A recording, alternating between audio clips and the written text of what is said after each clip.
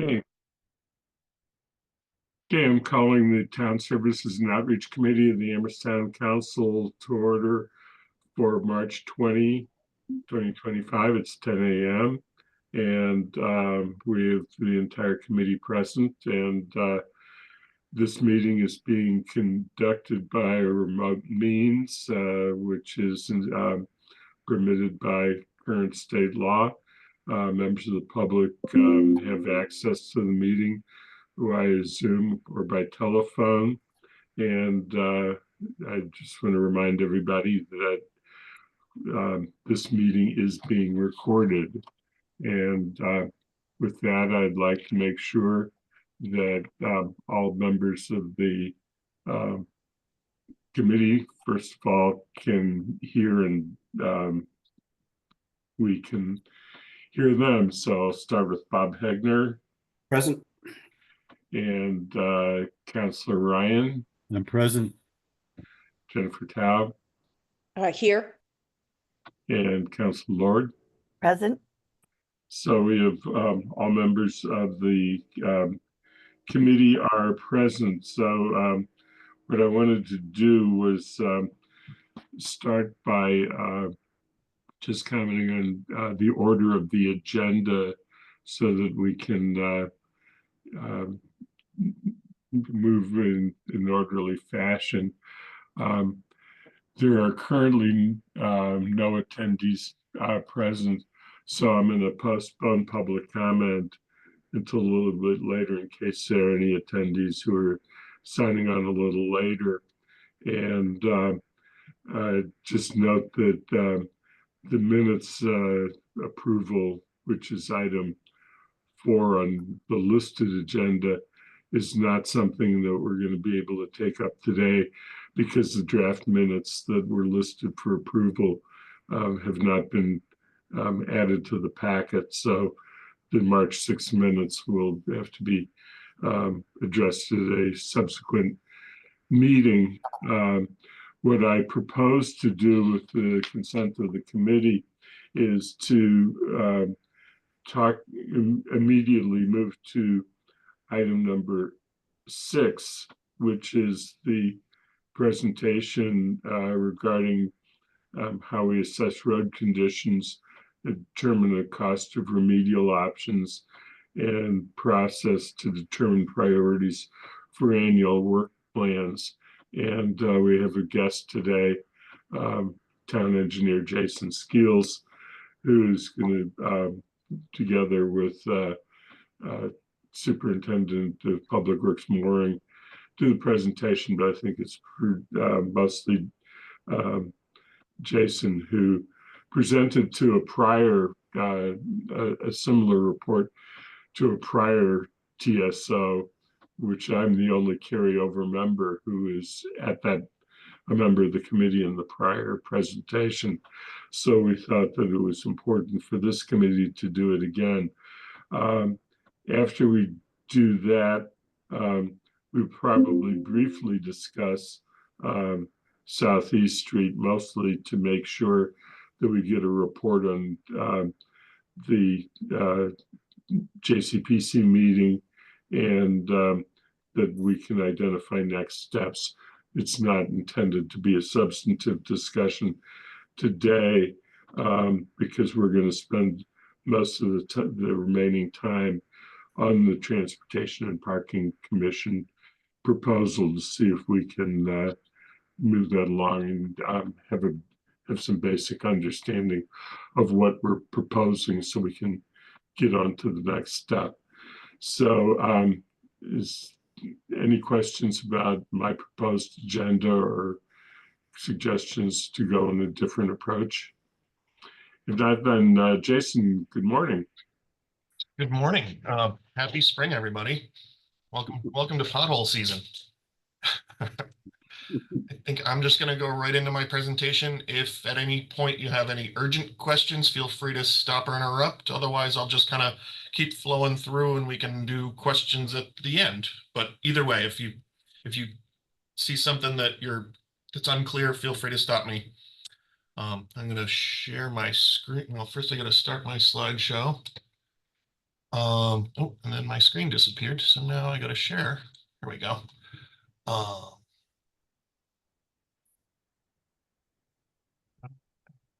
Sharing my screen. Can everybody see that okay? Yes. Okay. Now where did my others? I have oh, there's my sneak preview. Okay, sorry.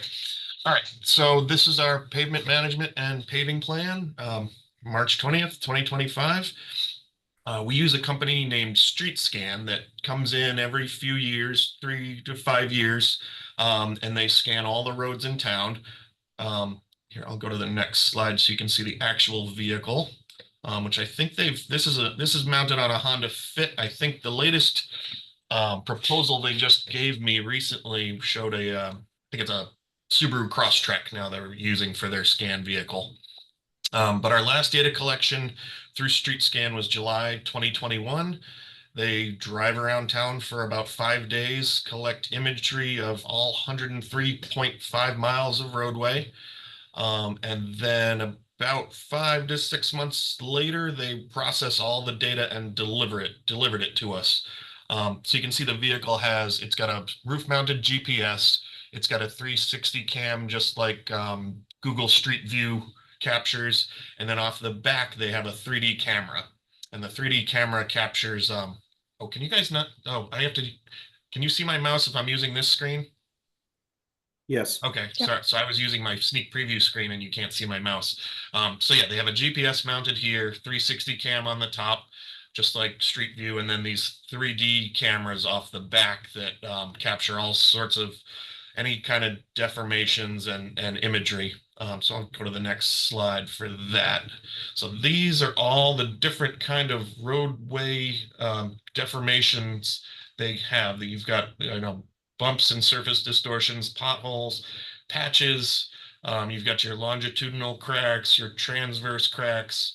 Then there's like block cracking where there's larger failures. And then this is the worst is alligator cracking. That's the curse where the road is going to completely fall apart in one more winter. And it even detects stuff like roads that we may have already crack sealed to prevent additional deformation. So they run through all the roadways, they scan them all, they run them through sort of an algorithm and a proof check, and then they rank them for a pavement condition index, abbreviated PCI, of 0 to 100. So then they give us back this pavement condition index for the entire town of Amherst.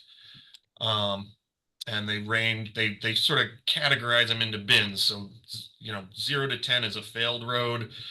10 to 25 is serious failure. 25 to 40 is poor. 40 to 55, 20 to 25 to 40 is very poor. 40 to 55 poor. 55 to 70 is in fair condition. 70 to 85 is good, and then 85 to 100 is excellent. So we get that kind of ranking for all our roads, and then they can color code it. This is just a couple of examples to start with. So this is, looking at this road, looks like it just got paved less than a year ago, or if not even more recently. So that's an example of a road in excellent condition. This is a road in good condition. It's been crack sealed once, but you got some more cracks and a little bit of deformation forming over here, but the ride quality still is nice. It still looks like a nice smooth road. This next one, this jumps us down to a very poor condition, and you can see that's what we call alligator cracking. It kind of looks like an alligator skin. It's starting to rut and deform, and that's getting pretty close to getting moving rapidly towards failure with a couple of more winters. And this is just completely failed road. You can just see it's a patchwork of patches and holes and potholes, and the potholes form next to the other potholes, and this road is just in complete failure mode. So those are just some examples of like the different conditions. So yeah, once they scan the whole town, they give us the results, and this is what they deliver for us. So this is from 2021 when they did the scan. We had an average PCI of 65, which is a pretty decent score. And using our methods and unit costs, they estimated a backlog of 49 million, which is a big scary number. But they also break it down to like how many roads are very poor, how many are in the poor range, which in 2021 was a lot. And then they sort of, break it down by percentage of good, fair, poor, failed. So we were pretty good. We didn't have any serious or failed roads in 2021. But then they also, on top of this, they also provide a map. And so there's the 2021 PCI map.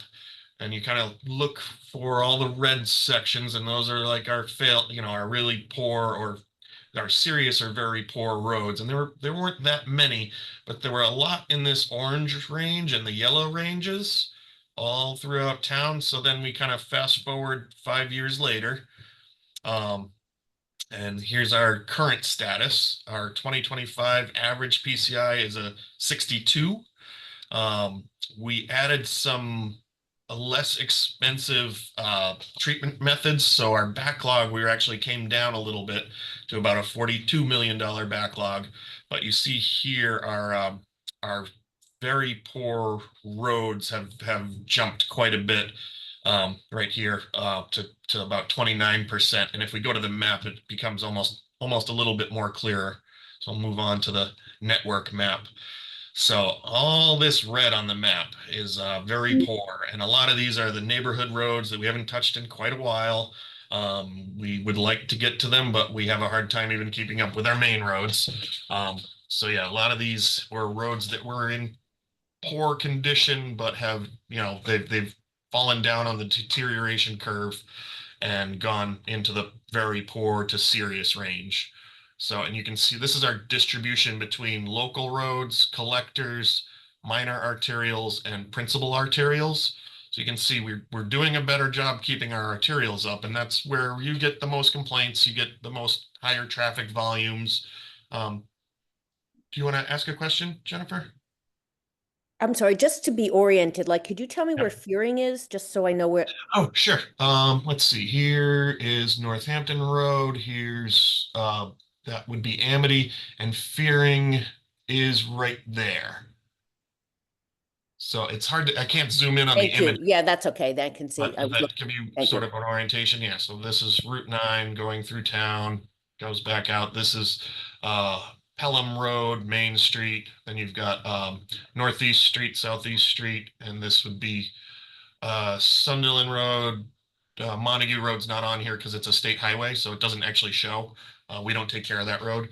And then this would be the Pleasant Streets, the North Pleasant to South Pleasant to West Street. And can you describe what defines local, collector, minor, arterial, and principal? Oh, of course. So it's primarily based on volumes. So, the local roads are all the side streets where there's only like half a dozen to a couple dozen houses. And most of them are dead ends or cul-de-sacs, not all of them, but they don't see a whole lot of cut through traffic. They're mostly just the local traffic, the people that live there. Then you've got the collectors, and those might be the main road in a larger neighborhood that brings you to your side street. So that's what a collector street would be. And then you've got, I don't know that we don't really distinguish too hard between minor arterial and principal arterial, but the principal arterials might be more like the numbered routes or the main north-south routes. And then the minor arterials they see a pretty heavy volume too, but they're not necessarily the full-on through streets in town. So I think that covers the different class. Those are the roadway classifications. So yeah, a lot of our neighborhood streets, a lot of our locals are falling apart. Some of them haven't been paved since they were built, honestly. So, but we're trying to get there. So now that we have this map that's our assessment of all of town, move forward. They also produce an individual distress map. Now this is from 2021. So, they have longitudinal and block cracking, roads that were crack sealed. They have little pothole flags and patches flags. Now this was useful in 2021, but most of those potholes have probably been patched. They do help us decide what to do with certain roads when we look at the distress map, and you can work that into sort of the decision tree if you want to. But yeah, that's just the different distresses mapped all around town. Um, Moving on, so this is the big just data dump that they give us. We have 767 roads in town, and this order is completely random. I think it's just how they drove the route the first time they did it, and they follow the same route they did. So this is just in order of segment. So segment 1 through segment 776, and I just kind of had to abbreviate this table because couldn't fit the whole 700 roadway segments in one slide. But yeah, it gives you the street, the segment, the beginning street, the ending street, the PCI, and then you get a width, a length, and a total area. So that's just sort of the raw data that we get from this program. Then we move on to how do we decide on what methods to use for what roads in what conditions. And that's kind of a more complicated algorithm. This is a very simplified version of what we actually do. Oh, did I see a hand up? Jason, I just wondered what determines a segment? A road isn't a segment, but segments are pieces of roads. It's not a big deal, but I'm just curious what makes a segment? We just decided to break them up by side street. Arbitrary. So there's an intersecting side street. Occasionally, when we do a paving job and we don't begin or end at a side street, we will turn that into a segment because we didn't have enough money maybe to do the whole thing. So we just started here and ended there, and that was where our dollars ran out. So occasionally we'll have a segment that's sort of a little more randomly defined than by side streets, but most of them are defined by side streets.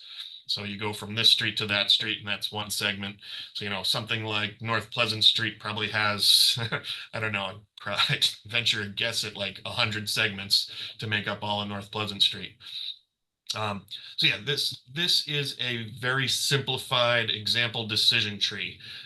Where you take your streets, and the streets that are 0 to 40, you do like a full depth reconstruction. The streets that are 40 to 70, you might be able to get away with milling and overlaying, where you just scrape up a couple inches of asphalt and then put down a couple inches back. Full depth reclamation is where they just grind the whole street into gravel and you start over again. And then there's for 70 to 90, those are good roads. We just try to do crack seal, or if it's a little beyond a crack seal, we'll do sort of a advanced pavement preservation, which I'll get to later in the slideshow. And from 90 to 100, we can typically defer maintenance, or maybe if we see a crack developing here or there, we might send a crack seal team over there to keep it newer longer. Basically, you're just kind of investing in preventative maintenance. And why do you care about cracks, Jason? Oh, because once a crack forms in a road, that's just a place for water to get in. And as soon as the water gets in there during the winter, especially with our more recent winters where it's every day is a freeze thaw cycle, overnight the water gets in there and then it thaws out the next day, the snow melts into it, or you have another rain or snow event and it just destroys roads. So keeping the water out for as long as possible is the best way to just keep the road new. Just to keep it in a new good condition.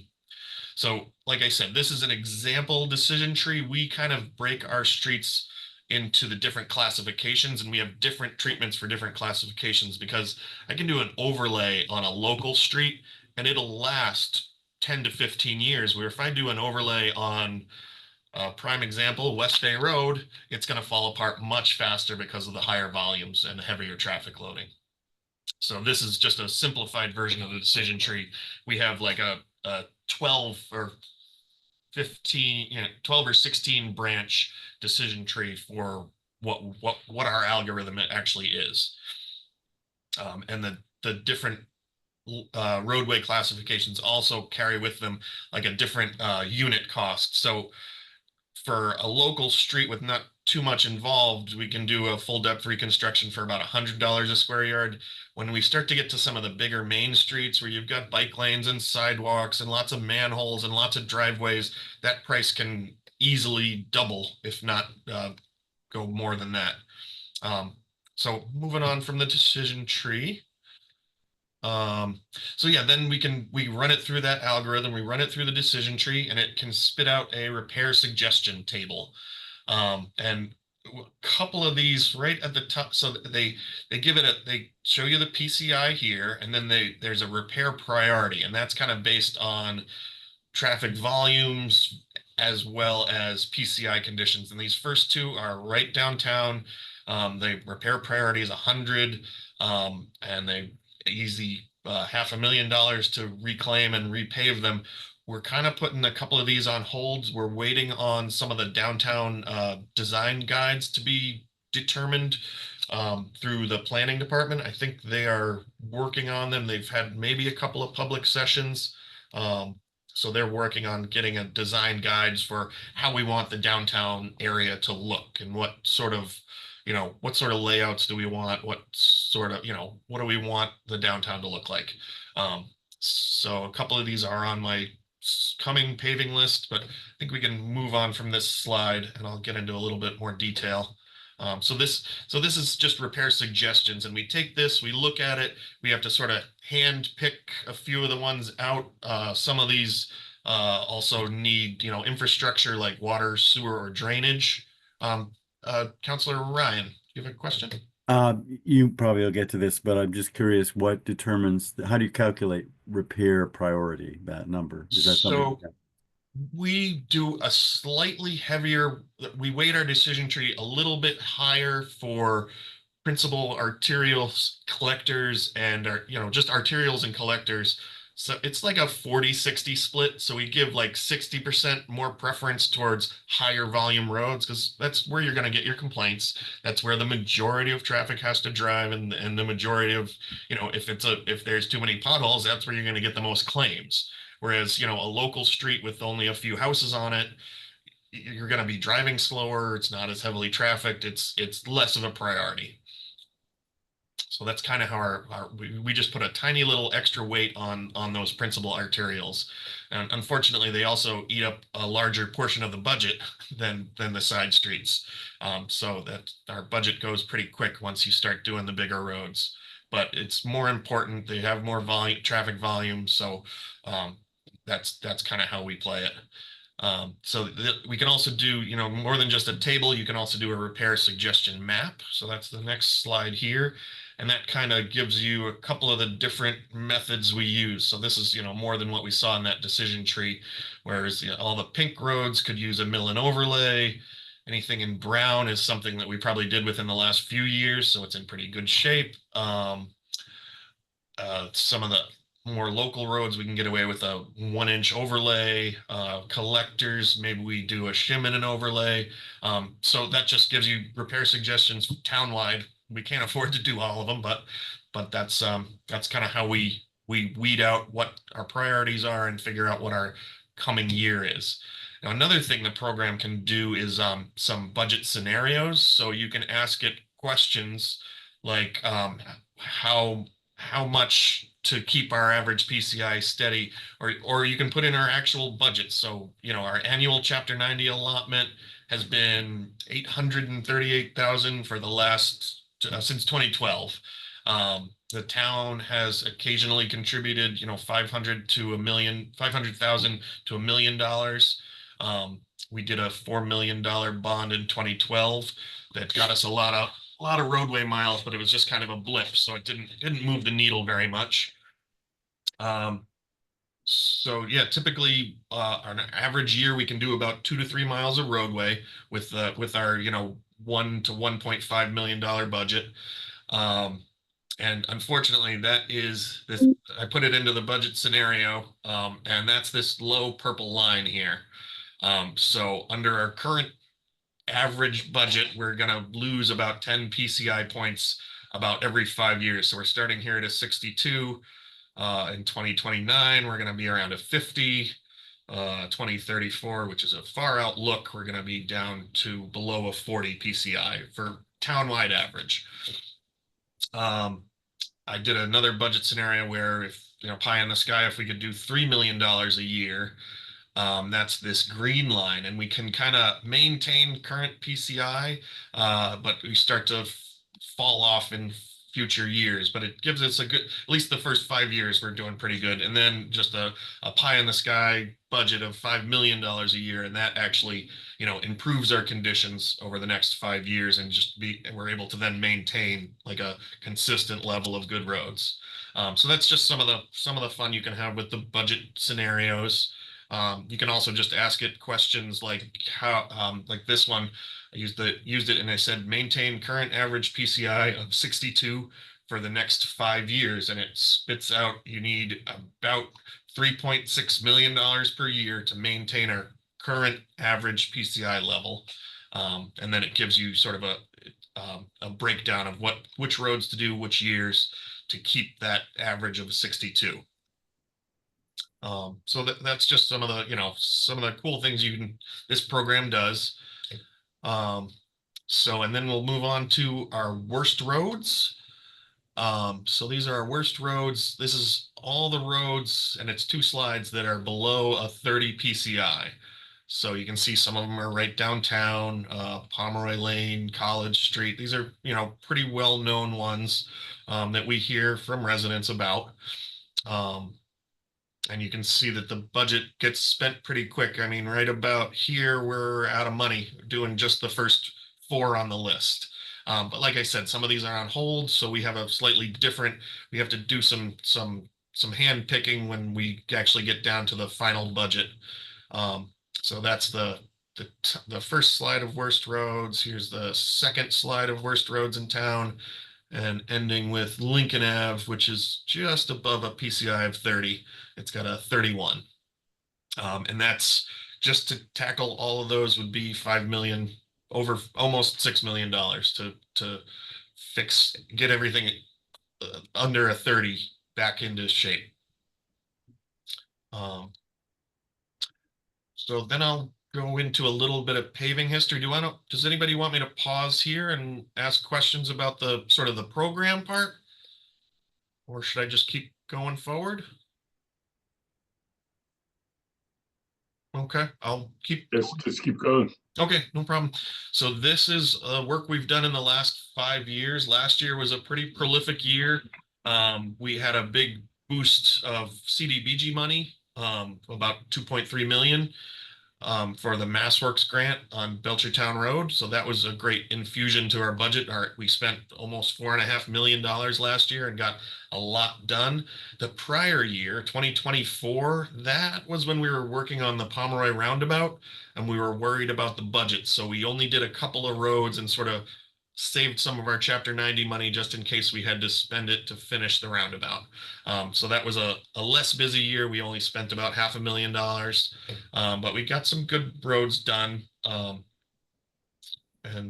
yeah, so then let's see, 2023, we did about $2 million worth of paving, hit a lot of main roads and just a couple of side streets off of those main roads. It's easier to hit them if you're already in the neighborhood. It's easier to, the paving company will charge you a little less if they're already there, rather than having to bounce all over town all the time. 2022, we did a little under $1.5 million in paving. We got, 4 miles, 3 miles. 2021 was not a great year. We only did a couple of roads, but we still spent $1 million. So the money doesn't get us as far as it used to. Asphalt prices fluctuate just like gas prices. So that's sort of our standard road repaving. Last year we did what we call advanced pavement preservation, and it's a Cape seal. So we did South Pleasant Street and West Street, which we had crack sealed for the previous 5 years, and it was almost getting to the point where you couldn't add any more crack seal without making it dangerously slippery, because crack seal material in the rain can sometimes be turned slick. So we decided we were going to do a Cape seal, and we did it on roads that were in relatively good condition, but were at the precipice of like going downhill really fast. Like it's basically seal coating it so that the water stays out for another 7 to 12 years. So we chose roads that we had resurfaced within the last, 7 to 10 years, and did the Cape seal. And it was very cheap money, less than $1 million to invest in roads that were already in good shape, but were, on the verge of going into sort of a quick failure mode. So the Cape Seal, this here on the right in this picture is a chip seal. And then the Cape Seal puts sort of a liquefied asphalt. You'll see this machine is putting it down. It's almost like a liquid asphalt that goes over it and makes everything nice and smooth. I have another slide on the whole Cape Seal process. This is kind of a method we kind of like for pavement preservation needs anyways. So the first step of the Cape Seal is they spray down an asphalt adhesive, like an asphalt emulsion, and then right behind it they have a chip screed, which just sprinkles loose stone. Some forms are pre-coated with an asphalt, others are just raw stone. And so that's just the chip seal process. And then the second step, they let the chip seal cure for a week or two, and then they come through with the microsurface, and it just turns it into a much more acceptable sort of smoothness for travelers. We had a lot of comments after we had finished the chip seal, people didn't like the surface, they didn't love the roughness of it. But at the same time, it was still doing the job of sealing the road. So we might lean into those a little bit more in the future, some of these chip seals. And so that is Cape Seal. Oh, and then I did a sidewalk. I hadn't done this in the last couple of presentations, but we finally put together sort of a sidewalk history spreadsheet, and listed what sidewalks we've done, which years, and sort of how much they cost. Now, some of these are park projects that are way more involved than just a simple sidewalk, so it's kind of too hard to parse out the cost of the sidewalk versus the cost of the entire project. So, and a lot of it was, grant funds. So yeah, we did a couple of bus pull-offs on West Street. We still haven't finished those between Longmeadow and Potline. That'll be starting up next week, finishing this spring. We did the South Common, downtown Amherst. We did the North Common, which was a much larger project. So on some of the smaller ones, I break down the cost per square yard, but some of the bigger ones are just too difficult to break down a cost per square yard. The year before that, we did West Street between the roundabout and Crocker Farm Elementary. Did about 0.4 miles of road for, $150,000. The year before that, we did a pretty good list: Kellogg, Boltwood, North Pleasant, Gray Street, Mill Street, Taylor Street, 2022. So we've been averaging, between a half a mile and a mile of sidewalk every year for roughly the last 5 years. Sometimes a little less, sometimes a little more. Oh, Councilor Ryan, yes. Is it even possible to create a priority list for sidewalks? I know obviously we have one for roads and you've got an algorithm and so forth, but do we have one for sidewalks, and is it even conceivable? It is conceivable. It's a lot more expensive than scanning the roads. The same company, Street Scan, has they have oh dang it, I always forget the name of they have the little segways that they have, that they can roll down every sidewalk in town, collect data, collect imagery, and then rank them. But I think we spend under 20,000 scanning the roads, and the sidewalk scan, I want to say they estimated somewhere around $50,000. So that was kind of a big hit to take out of our paving budget just to scan all the sidewalks in town. If we ever come across that kind of money and have a project we want to, it would be great to prioritize sidewalks. We sort of do a complaint-driven system at this point. We listen to some of the boards and committees, DAAC. Sometimes we hear from schools and some of the school parents on different routes to school, on sidewalks that are, not great and could be a lot better. Yeah, Bob? Yeah, sidewalks are a little bit different than streets in that a lot of what you see is intrusion of roots from nearby trees. How do you handle that? There's no great way to handle that, honestly. There are techniques called root intrusion prevention. They did that on the bike path when they repaved the Norwottuck Rail Trail. They installed what they called I think it was called like a root intrusion barrier. It's pretty expensive though. The easier way is to just try not to plant certain types of trees next to certain types of sidewalks. Yeah. Pine trees are notoriously shallow rooted and will, create just horrible ripples in the sidewalk if they're growing right next to it. Mm. Well, these are mature trees, so they were planted years ago. I mean, I'm just, But their I- roots still push up. yeah, yeah. I walk a lot in the neighborhood. I live on Tanglewood. I walk a lot in the Mhm. neighborhood, Yeah. and the sidewalks are in terrible shape. They are. They're also considerably overgrown. Yeah. Um, I'm in the same neighborhood. I've pushed my HOA to use some of their landscaping funds to cut back some of the sidewalks that homeowners are technically responsible for, but there seems to be a lot of neglected homeowner responsibilities. Mm-hmm. So, and that doesn't help. Right. But yeah, tree roots are probably a sidewalk's worst enemy. Yeah. So yeah, I'm gonna move on, and so this is just sort of our paving history for the last 5 years. I'm gonna move on to future projects, if that's all right with everyone. Yeah. Yep. Okay.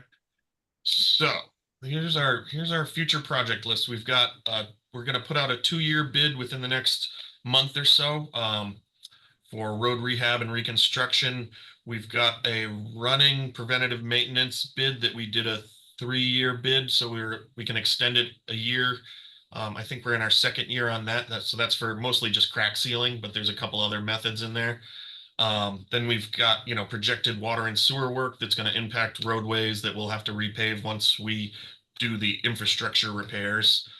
We've got a couple of sidewalk projects proposed, and then we've got a couple other grant funded projects proposed. So next is this is going to be our upcoming pavement bid right here.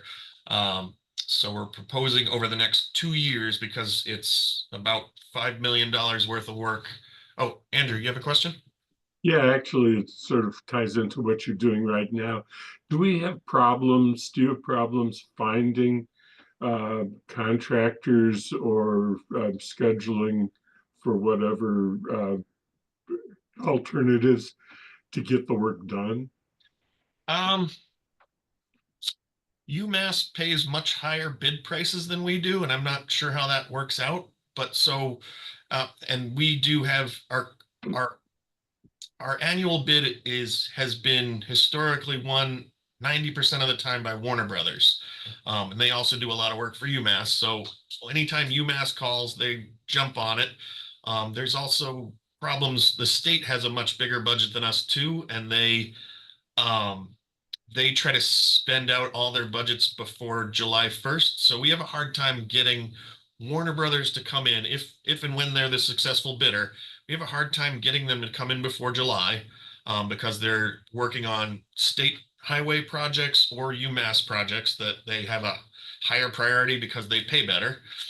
And then, so that's the only sort of one issue we have. The last couple of years, we've had a couple of competitive bidders. Ondrick is one that we've seen, and a couple of the other companies have recently changed hands, been bought up by larger companies. So Palmer Paving got bought by Northeast Paving, and who's the other one? And another one company got bought by a company called Peckham, which has a large operations in New York State, Maine, and New Hampshire. So we try to put out competitive bids. The tricky part is that Warner Brothers / Allstates is very local. They can do rock bottom prices because they can kind of fit us in between other projects. So, I mean, we don't really have a problem getting it done. Most of our issues are not having enough money. We run out of funds pretty quickly. We don't have $5 million to do all this work with. So that's why we're stretching it out over 2 years and hoping we can squeeze some in, and hoping that maybe the bids come in a little bit lower. I'm less optimistic about that with the rate of inflation and the price of oil and all that fun stuff that goes into the price of asphalt. But so this is our ideal list for now.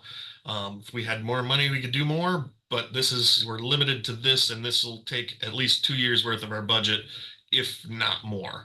And so a lot of these are sort of, we're putting them in the bid, but they may not get done in this same bid. We'll have to see what the bids come in as and drop roadways as appropriate.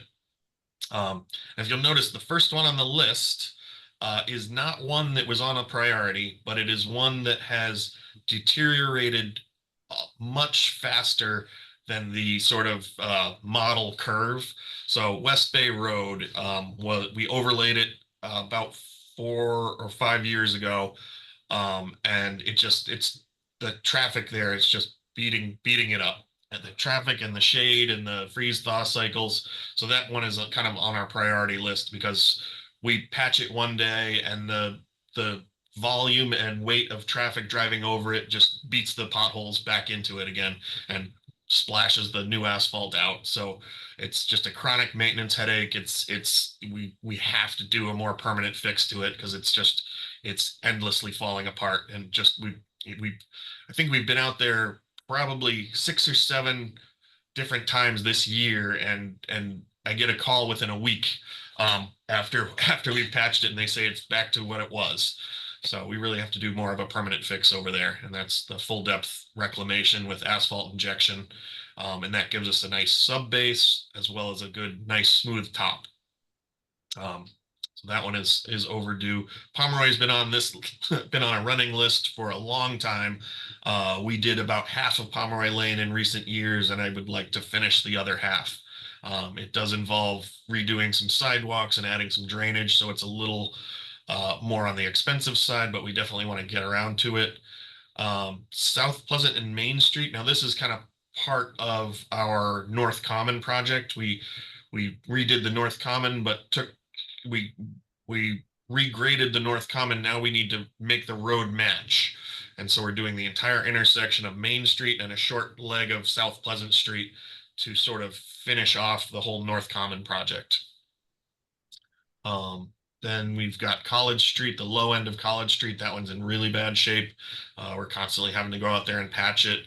We kind of had to wait a little bit till Eversource finished doing what they were doing. They undergrounded a bunch of electric over there, so we put that one on hold for another year or two, and now it's really showing its age. We're gonna do half of Flat Hills, the shorter end from Market Hill to High Point Drive. That one's been pretty bad for a couple of years, and it's been on a list, but always has fallen off a couple of lists because we don't have the budget. We're going to do an overlay on Lincoln Ave, the piece between Northampton Road and Amity Street. That one has fallen apart pretty bad in the last couple of years. Southeast Street, between Valley View Drive and the Norwotic Rail Trail. That is one we did a hold in place recycling, and we're not pleased with the results. So 7 years later, we're back over trying to take care of it before it really blows apart. And then South Pleasant Street between Snell and College Street, that we're just going to do a mill and overlay so that Amherst College can redo their crosswalks. We took out their crosswalks last year. They're brick and granite that were really kind of failing, and they're gonna do the same treatment we've been using downtown for their new crosswalks. It's a imprinted thermoplast crosswalk that looks like brick, and it mimics brick anyways, and it's much more durable. So, and then the bottom of this list is Hopbrook and Kestrel Lane, which are still technically private roads.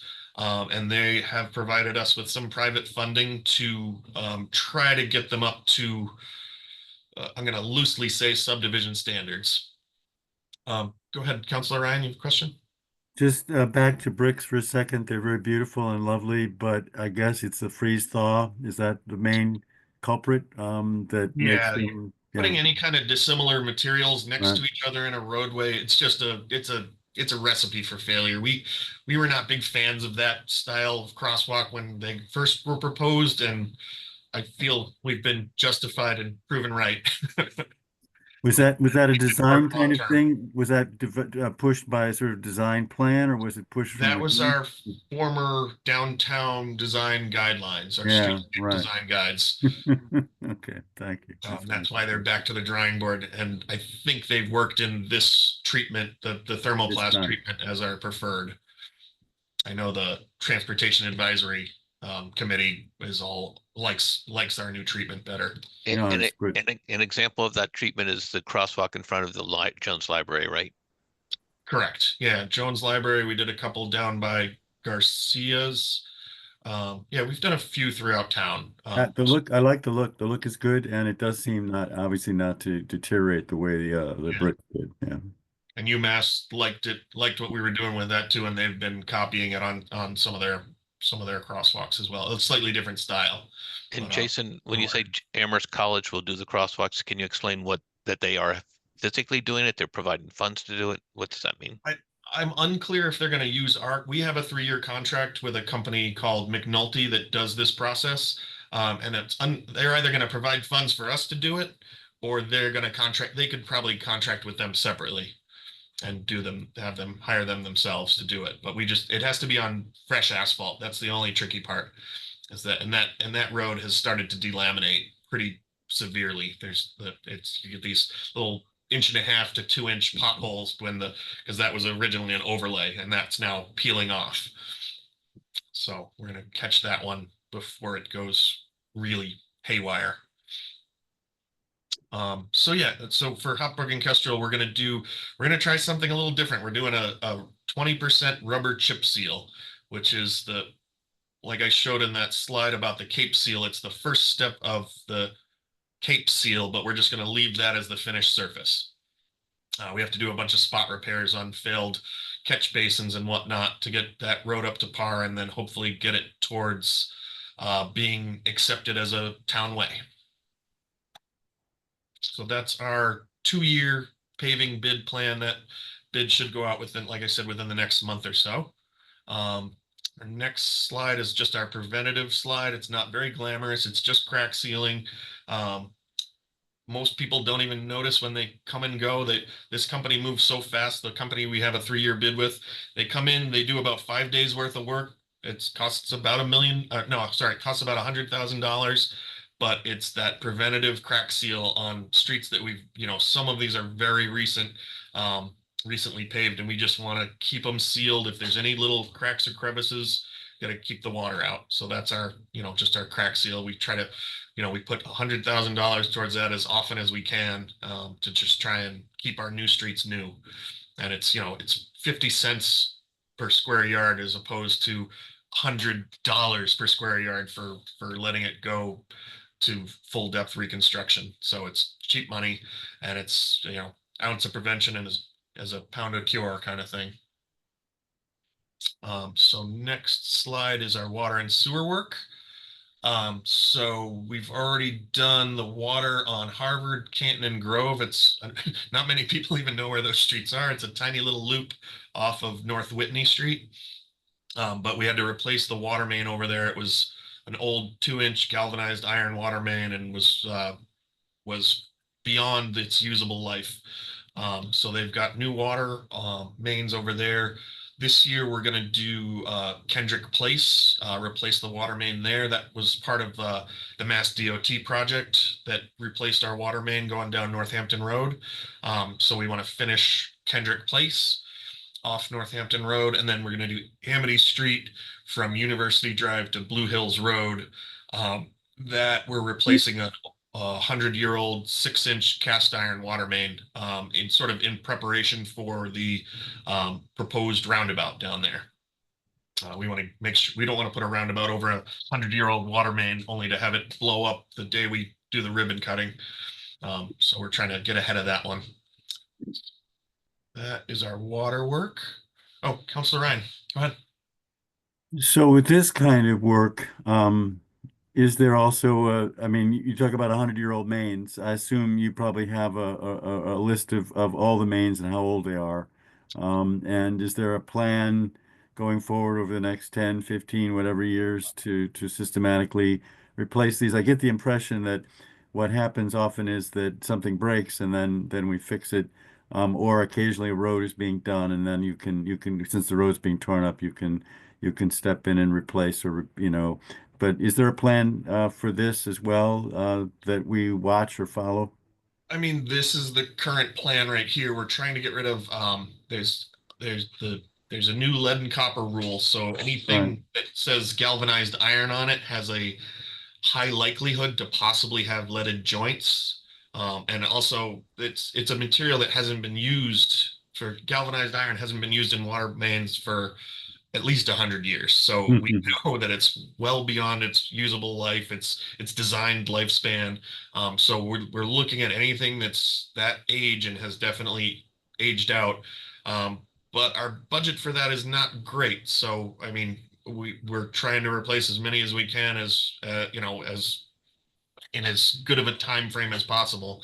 While at the same time we've got our treatment plants and our wastewater treatment plants also having these same needs. So there's a lot of conflicting needs in the water and wastewater world, that are very tricky to keep balanced. But we try to pick away at them as best we can. Jennifer Taub, you have a question? Yeah, I was just wondering, I'm looking, this is on the Amity Street, when that water and sewer work is done, will the street be closed during that period? We'll probably have to close one lane. Okay, for So- an extended period? I know, I won't waylay. It'll be during construction hours. Yeah, the construction project, that'll probably take at least a month or so. And it'll have a single lane closure. Working through the intersection is going to be very difficult. We're going to have to come up with sort of a detour plan for that. But we're gonna make it work. We've already talked to UMass. We know which dates their graduation stuff is. We're gonna start before graduation. And we've already told the contractor there's a blackout week where they can't work there and they have to have it sort of buttoned up and nicely, passable. So Yeah. it'll just be during the days where the detours will be in place, and then at night they'll reopen. Okay, so, and George and I will get a little heads up because it goes right through, bisects our districts. Yeah, definitely. Okay, We'll thanks. put out announcements for it. Okay, We always thank do you. with any road projects that involve a closure. Yeah. We're always going to put out announcements hopefully at least a week in advance, if not the Friday before. Okay, thank you. I know you're good at that. So our next is our just sort of sidewalk replacement plan. We've got a short list this year. We're getting low on funds for sidewalk replacements. We're going to do Chestnut Street from Cottage Street to the middle school. The sidewalk's not in horrible shape, but it's below grade and it holds water all winter. So it's a skating rink all winter long. And it's got some root issues that are starting to spring up. So we're gonna try and hit that one, especially it's a school route. It's several of the residents have complained that there's no good way to keep it from icing over. And it's, they're right. There's no, it doesn't have positive drainage. So it's lower than the lawn here and lower than the road there. So we're really gonna try to get that repaved. It should be a pretty quick and easy job. We had one request that kind of made sense to me, that there's a sidewalk that runs up North Whitney, and it ends at house number 180, which is less than 100 feet before a conservation trail that leads right down to the middle school. So we had a request, I believe it was from a parent over there, that was like, can we just finish the sidewalk to the trailhead so that the kids can have a fully, safe walk to school? And it made sense. It's pretty cheap money. And so we're going to try and finish that one out this year. And then we are working on a project to do sidewalk on West Street, where down near Mill Lane, there's an existing sidewalk that's like 100 feet off the road, and sort of it takes people away from their actual destination, which is oftentimes the bus stop. So we're going to pull that sidewalk out and put the new sidewalk adjacent to the road. Yeah, Councilor Ryan, you've got a question? Since we're on sidewalks and we're on things like close to my district, I've been told that when you're doing a sidewalk that has a serious grade, that's a real problem. There are ADA issues and so on. And what I'm thinking of course, is Amity Street, which we did some sidewalk there, which was great near the center of town. But for those on Blue Hills, Dana, Amity Place, and eventually when the new project gets built at the foot of the hill, that, but I'm told that it's just prohibitive, that when you have a grade like we have on Amity Street, we just can't, I don't know. The sidewalks are terrible, but the grade is a challenge. Yeah, so you're allowed to go, there's one caveat to ADA regulations where if a road, so for a typical sidewalk, if the road is under 5%, you can't do a sidewalk less than 5% or greater than 5%, I'm sorry. Mhm. So you're Mhm. supposed to keep every sidewalk under 5% pitch, less than 2% cross slope. But there's one caveat to that rule that if the road is 10% grade, which Amity Street is on its steeper end, it's a Right. 10 to 12 percent grade. So you can make the sidewalk match that, but at the crosswalks, you have to have a level landing. And so at Mm. the crosswalks, you have to go 2%. Now, if the road is 10% and you have to do a 5-foot flat spot at 2%, now you have to do a ramp with either railings or you have to do Mhm. kind of one of those zigzag ramps like to get into Mhm. buildings. Mhm. And then on Amity Street, it just gets so prohibitive. I think we'd need like 1,000 feet of retaining wall Right, retaining wall. up against people's property lines to either cut the grade or build up the grade, because one part it's uphill from the sidewalk to the house, and another part it's a pretty steep drop off from the sidewalk to the house. So yeah, it is very difficult to meet ADA regulations on roadways that are greater than even 5%. And There it's is an appeal process though, or no? Is this like, this is just the way it is and take it or leave it, or there, I mean, yeah, Guilford and I go back and forth on this. okay, There yeah, is a governing board, but they don't technically govern right of ways. So if you're building a ramp into a historic building, right. um, Architectural Access Board, AAB, can Mhm. grant you a waiver for Waiver. a ramp that's too steep. They don't technically have jurisdiction over public right of ways. Yeah. But I feel like if you were to ask for a waiver from them, you could potentially get one, Okay, but I'm not sure how the process would work, or if, as Guilford says, that they don't necessarily have jurisdiction over public ways. So it's kind of there's a weird catch-22 there. right, yeah. Okay, Build it not to ADA regs, you also open yourself up for lawsuits. well, I'm famously known for having said in a council meeting, "What's wrong with being sued?" That's probably gonna be put on my tombstone, thanks to Scott Mersbach, but I did say it. What can I do, right? Thank you. Okay, almost to the end here. This is just some of our grant funded projects. We've got East Street, which is the one-way section of Southeast Street across from Fort River School, has the old East Street School on it. From Main Street to Southeast Street, we got CDBG funding for infrastructure. So we're gonna abandon and replace the water and sewer mains, which are both over 100 years old. So that's a project we already bid that. Taylor Davis was the low bidder, so we should be seeing that work start sometime in the near future. And then other CDBG funded projects is doing the sidewalks on North Pleasant Street from Fisher Street to Hobart Lane.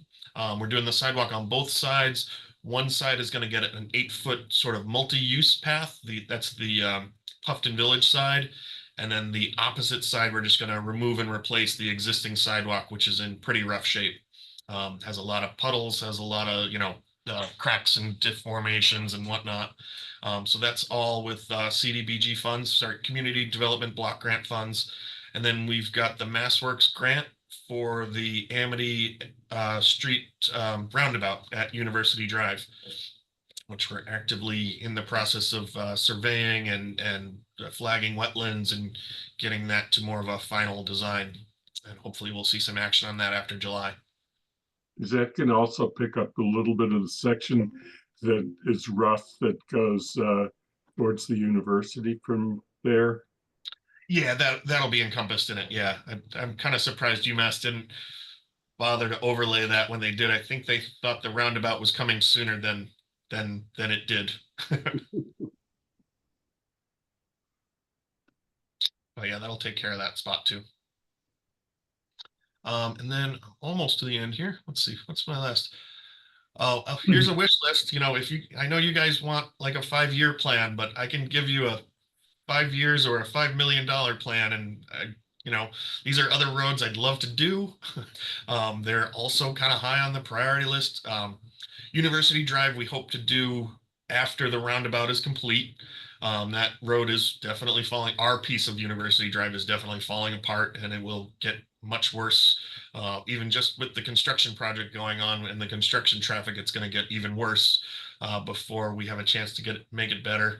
But so yeah, this is just sort of a $5 million wish list. If we get $1 million a year, we'll slowly check these off over the next 5 or 7 years. But that's just sort of a quick and dirty wish list. And then this is my last slide. Just gives this was that we did the basketball courts at Mill River Park. And it was great to be able to capture all the different pieces of equipment. You've got all your different compaction equipment, little roller, big roller, medium roller. You've got your hand, that's a vibratory plate whacker here. Then you've got your dump truck hauling the asphalt, and the screed, which is the machine that places the asphalt. So just thought it was a good representative picture. I know I've used it in the last, probably at least the last slideshow, maybe the one before that. I think Andy's the only one that's seen all 3 of my slideshows as both select board member and council member. So that's all I got. Any questions, comments? I can go back to slides if people want to backtrack. But it definitely shows that I know everybody needs more funds in their budgets, but our road budget is also one of those needs. Yeah, I didn't see whose hand went up first. Jennifer Town? I'm sorry, actually, I think George's was up. Go ahead, Was it? John. I'm sorry. Go I ahead. looked down. So I just, so the streets, thank you very much for the presentation. It's fascinating. You did one before I was on the council that I listened to, and then later, a year later, sent it out to the residents in the district, because these are incredibly interesting and informative presentations. But if we see there is a big pothole right at the intersection of Sunset and Fearing, is there any chance would that have to be on the list to be done after all the lists that you just reviewed? Well, individual potholes, we have a couple different ways to report those. We have a program called SeeClickFix. Right. You can log into the town's website. So that kind of stuff we can take care of on an individual basis, with a couple of different ways for our citizens to report them. Okay, and that is, so the street, Fearing between Sunset and University, I believe, actually belongs to the university. That's not a Correct. town street. So if Correct. this pothole is just over the line into the town, then it's the town's, there's no chance that the university would help repair that? Sometimes we end up overlapping. Like if UMass sends out a patch crew, they might tag it, but typically it should be our responsibility. Okay. We've had a couple instances where they have contracted a line painter who accidentally left campus and kept painting lines, so every once in a while we get bonuses like that. Okay, thanks. Go ahead, Councilor Ryan. So I wanted to ask you about SeeClickFix and what your experience with it has been. I've had a fairly positive experience over the past few years, but from your perspective, does it help at all, or it's just yeah? It does. I mean, people like to vent in it a little overly.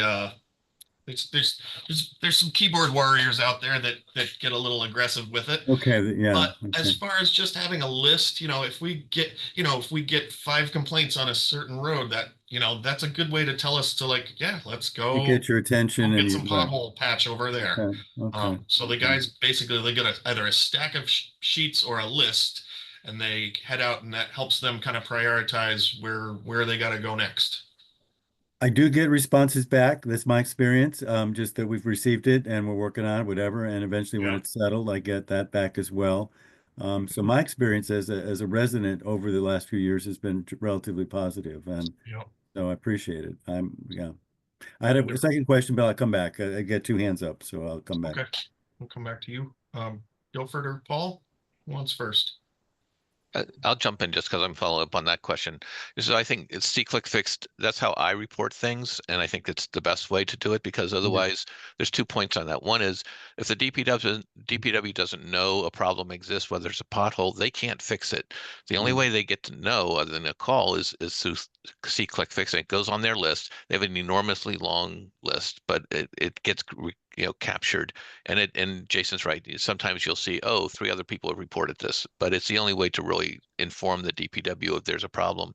That also goes for things like catch basins that are, or storm drains that are covered up with leaves and they're preventing Mhm. it. So if they don't know there's a problem with those, because once you get out when it's dry, you don't see the puddle anymore.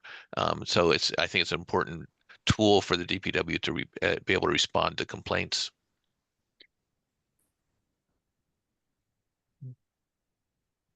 Yeah, I Just- agree.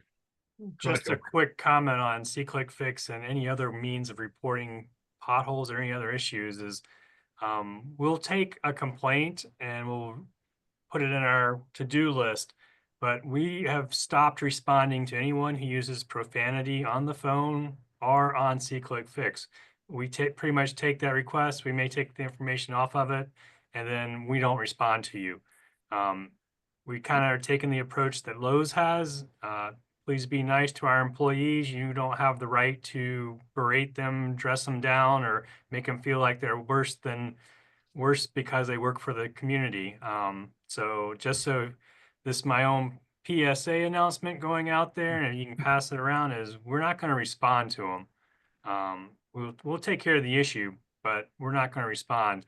And it's actually becoming more of a problem with our neighbors to the east. And I would it is becoming an issue. So, but we don't respond to those. So if people say they don't get responded to, you should ask them, well, how many profane words did you put in your see-click fix or in your phone call? And that's sort of the answer. If they say none, then yes, we need to respond to them. If they say they put a lot of profanity in it, then no, we're not going to respond to you. Sorry. Have you thought about taking some entry point in the see-click fix and saying that we don't respond to inappropriate Right, language? that would be a good step. See-click fix actually does that too. They will actually flag things and send things back to people they really think are it's above and beyond. So they usually flag them out for us. So they still send them to us. Well, I appreciate hearing this from both of you. And when I do my district meetings, and I can use my newsletter as well. But I appreciate the fact that you have see-click fix and you use it. And I was not aware of this abuse, but I guess I shouldn't be surprised, given our current climate. And I'm sorry to hear that this is what's happening, but I will certainly share that word and I will spread it. And I'm sure my colleagues will do the same, because it can be a very useful tool, as Paul points out correctly. But what you're telling me also that some are abusing it in ways that are inappropriate. So we'll make sure that message gets out. For what it's worth, at my dental office, they have a sign up there saying that, please don't use profanity or, shout at Dentist office. dentists. Well, when he gets into my mouth, sometimes I might say something. Well, that may be, but I'm sorry to hear that. Okay, yeah. it's Go- everywhere. Guilford, could you Certainly. address, I mean, it's pothole season is that's how Jason started the presentation. Can you talk about how the town is able to, what the limits of filling potholes are given the weather and how we address all those demands? So right now we're using a hot box for our pothole patching because the asphalt plants haven't opened. So we use Andrick just opened. Warner did. Andrick. Andrick, that's a little too far. So we wait for the local plants to open up. So we're using the patch hot box machine. We take either millings we have left over, or we take cold mix we buy from some of the other plants and we heat that up and we use that. The box is only a 2-yard box, so we only have 2 yards of mix at a time to patch with. And then we go out and we patch. We cannot patch on a day like today. It's too wet to patch today. So this whole week is supposed to be rainy for the rest of the week and most of the next week. So we're kind of constrained that we can't patch in those days. We will try to get the really bad ones when it's cold, or not cold, but wet outside. We'll try to get those patched as best we can, but they're not going to last because of the wetness and dampness. So right now we're still in this mode of winter patching where we use just the hot box.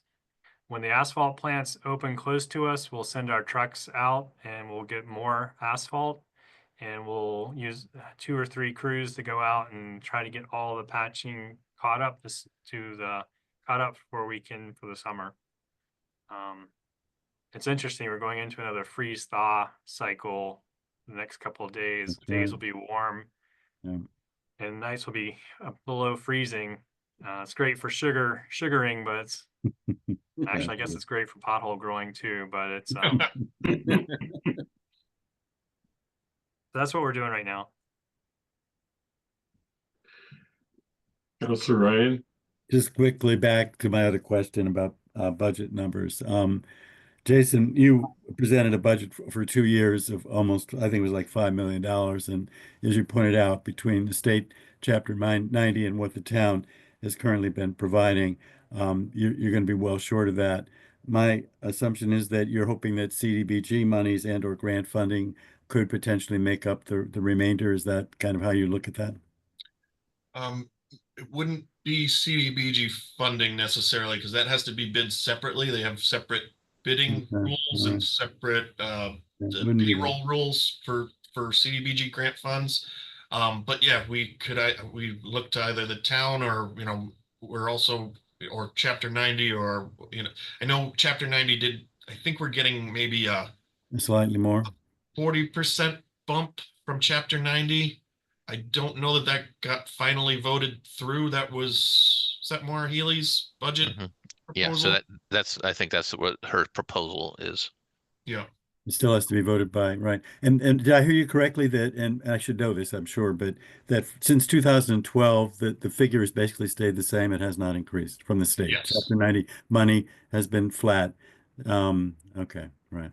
There's been a couple of bumps here and there with an extra, we get about 800,000. There's been one other year where they gave us another 300,000 or an extra 400,000. That was a one-time deal, and then it went A back couple of to little the- glitch yeah. years where they were like, Right. here's some extra money. It was a Just really like bad that. winter. Here's a little extra funding. Thank you. And Jason, you mentioned the water and sewer work, and when those roads get repaved, that's coming out of the water and sewer ratepayers, right? Correct. Okay. That's another way sort of to extend Another our source of paving. weight. Yeah. Okay, you can help get some extra money. Yep. Okay. Well, this has been very helpful. And Bob, you had one additional I just question? wondered if we could get a copy of this presentation, because I'd like to use 1 or 2 slides in my next district meeting, just to show people, like the one slide about it'll take $5 million a year to kind of get our roads up to a steady state Right. condition. I mean, people need to know that.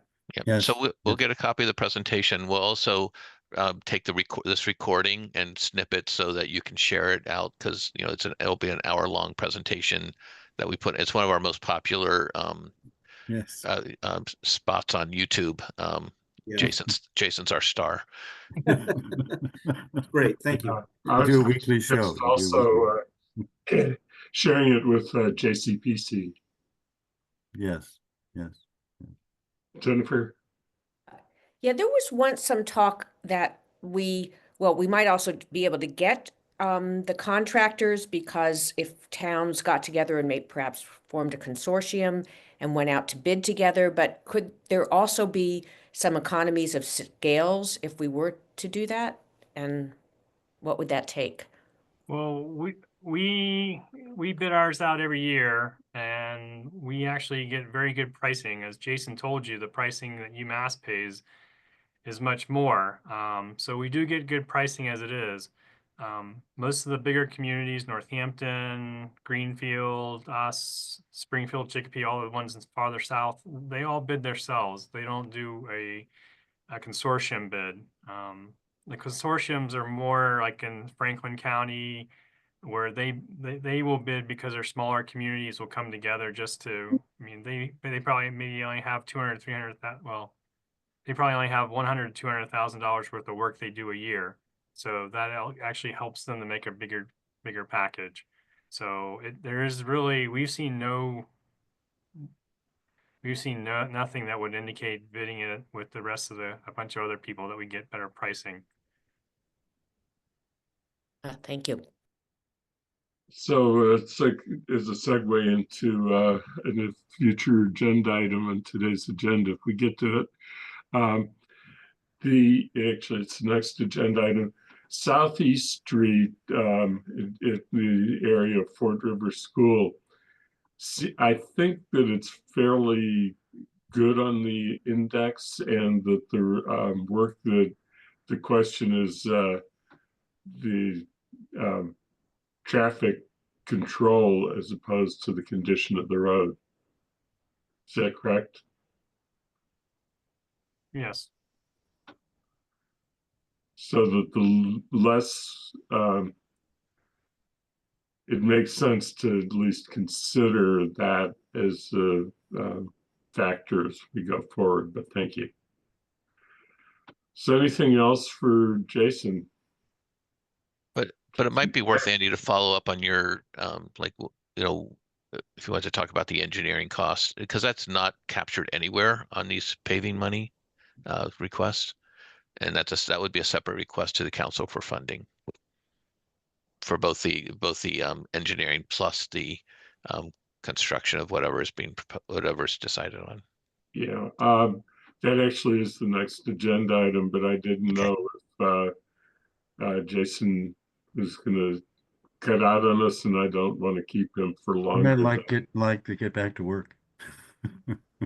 This is work, George. Well, yeah, in a sense, I know, but Not pleasure? Yeah. instead of answering questions from, people who don't know very much, we could actually do so. Anyway, yeah. So you have the choice to leave or stay, Jason. It's just what Andy's saying. And you won't hurt our feelings either way, but we're very grateful. Thank you very much. Yes, we are. Thank you so much. This was Really, very good. Thank you. Thank you all. I appreciate it. Thank you. We appreciate Good what you do. afternoon. yeah, no, I think that you hit on the key issue, because we don't really want to have a substantial discussion of Southeast Street today, but we do want to understand what the process is going forward. And I know that Bob was going to tell us about the JCPC meeting and the discussion there about the engineering costs, but I think that what we need to do is sort of come to grips with the question of whether we need to have you do, and how much we have to have you do, of analysis of two options, or whether we're better off trying to figure out a process and suggesting a process to get to one option before bidding engineering costs. George, Bob, do you want to say anything about JCPC to start?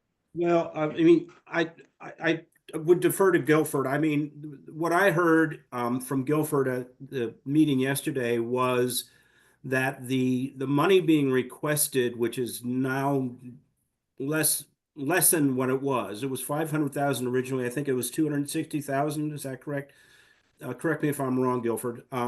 Was to develop a model of the traffic flow along Southeast Street, so that once they have the model, they can look at different solutions and to regulate the flow, so that would be, then they can determine whether, well, anyway, they can have more information in order to inform a a decision on what the best engineering solution is. Is that correct, Guilford?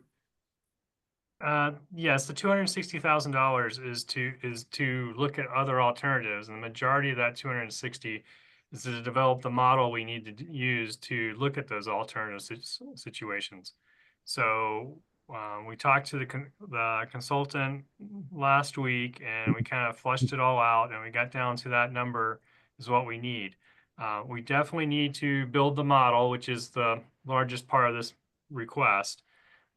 Because once the model is built, then we can go through and look at the elongated peanut. We can look at doing combined intersection with the student entrance and the north well, for Main Street and the north entrance. We can look at those as a combined system, and then we can look at the corridor as a combined corridor and see how much room we need for stacking cars. Do we need to expand the roadway width to add some stacking lanes to allow people to stack at these new intersections and these new traffic movement patterns? So we're down to about 260, and we can do that and keep moving with some options, and then you would have several options, and you can compare them and see which way you want to go next for a final design. But you're still looking at, this would be next fiscal year. And, the other thing was you had put down a sort of a marker of 6 million for doing the actual work itself.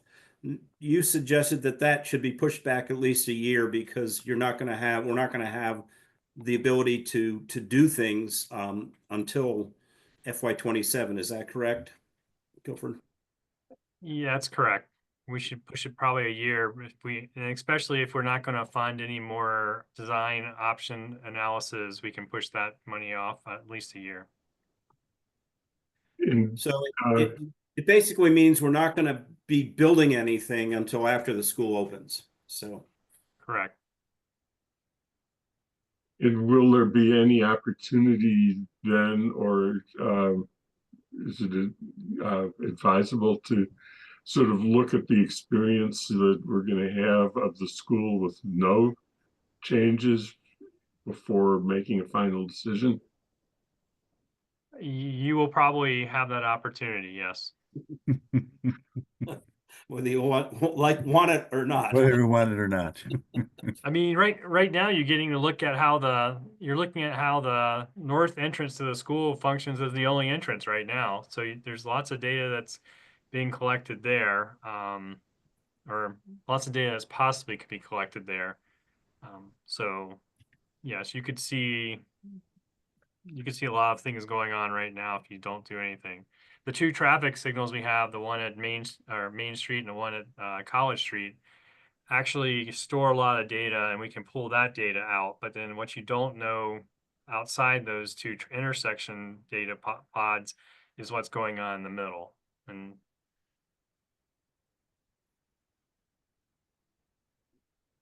Well, now that it's a little warmer, I intend to spend, a morning and an afternoon there just watching to see what happens. I find that's very helpful. But it's just been too cold to do that at my age, at least. Yes, Ryan? I may be asking basically Andy's question just in a slightly different way, but it seems that maybe this 260,000 request to take a look at the flow of traffic, create a model, might be better spent once the new school opens and we take a look at what the actual traffic flows are, which looks like it's going to happen anyway, just given the nature of things. So maybe this whole thing needs to be just postponed. And is that, I guess my question with Guilford is, does he think that actually is a wise or prudent thing to do? Should we wait and do the traffic flow study once the new school opens and we can see how it plays out? Is that a prudent or appropriate way to proceed? I'm going to take a pause as my brain gets through what it wants to say, which we've said before, which I've said never say again. So I did that. Personally, I think we need to do something to get going. So you've put forward some options, either having an elongated intersection or having a peanut. We should really look into that and see what we can do with those and develop those. If you put it off another year, you are just moving things farther down the road. So it's up to the community if they think they want to live 2 to 3 years with the intersection and the school the way it would be, because you're not going to be able to stop or not going to be able to speed up really fast and have an intersection change that can come a year after it opens if you don't keep the design work kind of moving right now. Does that make sense? My understanding also that the elementary school building committee had, in their work, did traffic counts current and projected. So and I assume that if that's true, is that useful data?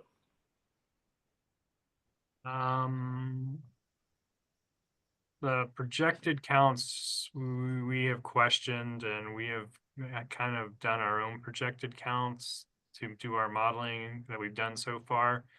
When we looked at doing the roundabouts and the intersection, we took their basic numbers and then we adjusted them to meet what we thought were going to be the projected traffic counts.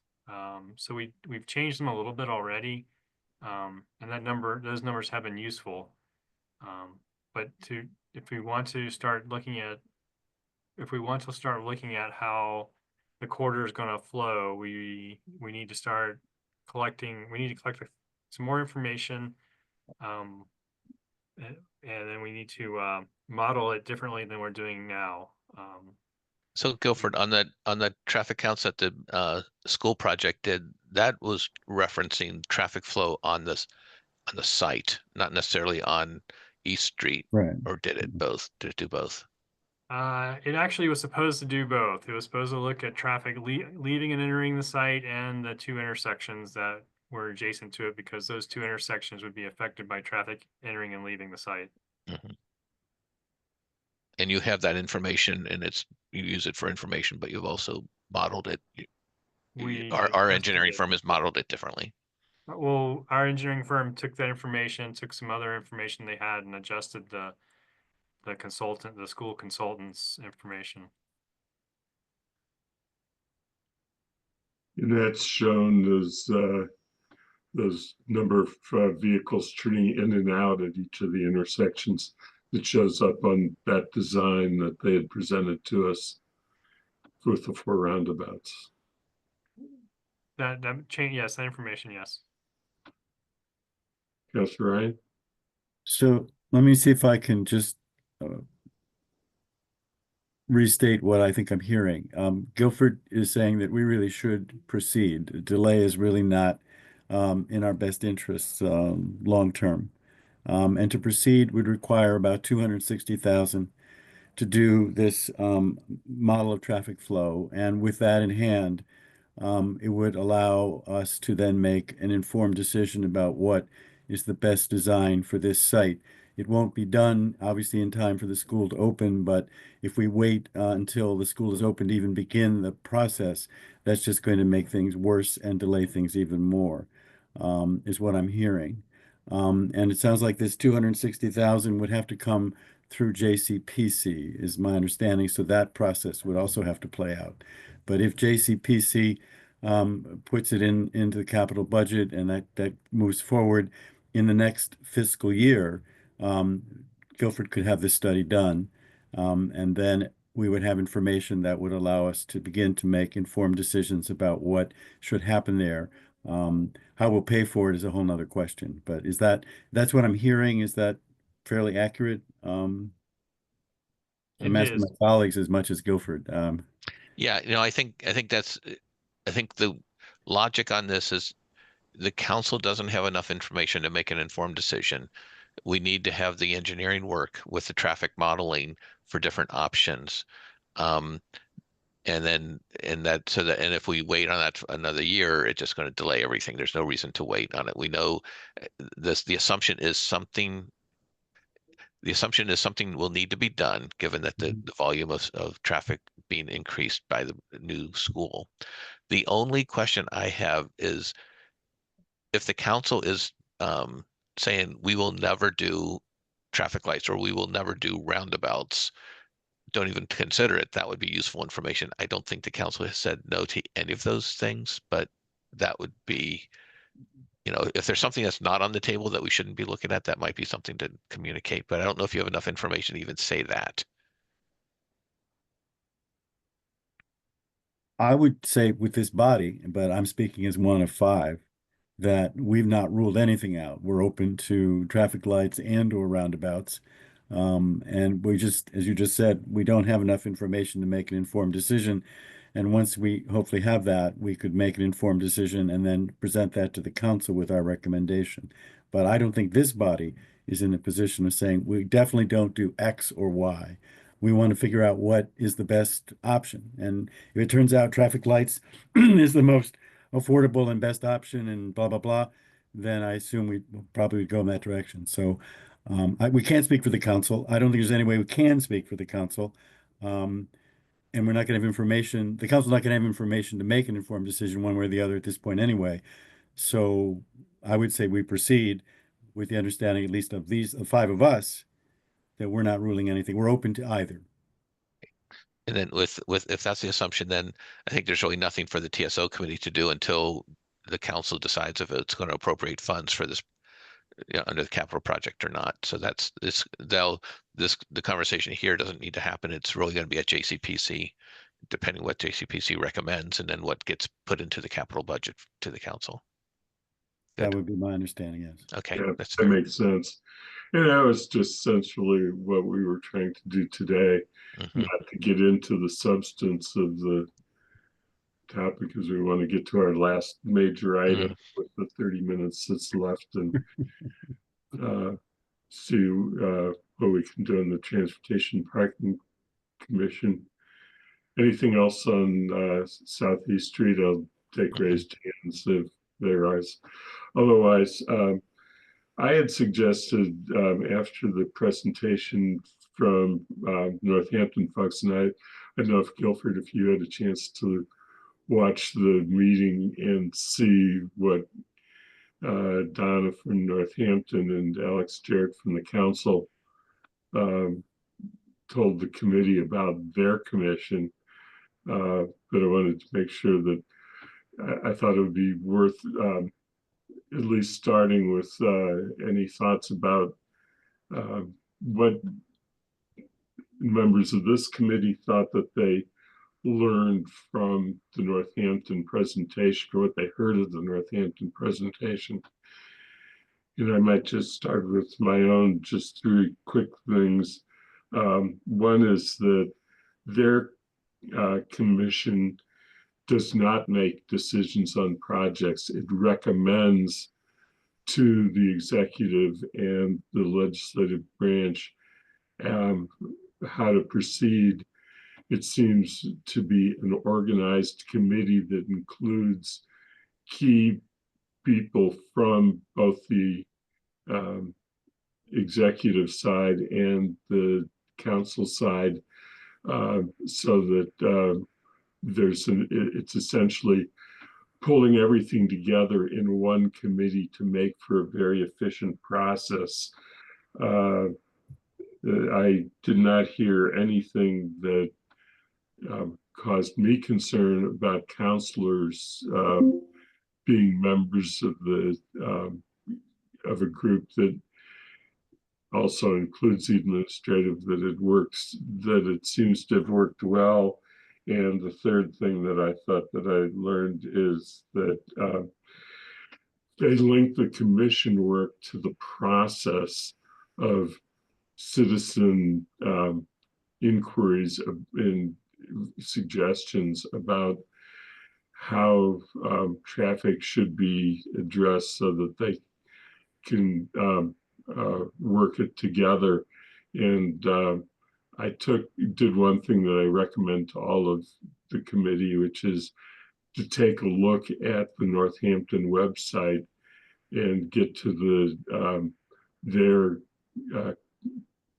commission webpage and the amount of information and the mechanisms that are set up through the webpage. Does anybody else from the committee have observations about what they heard?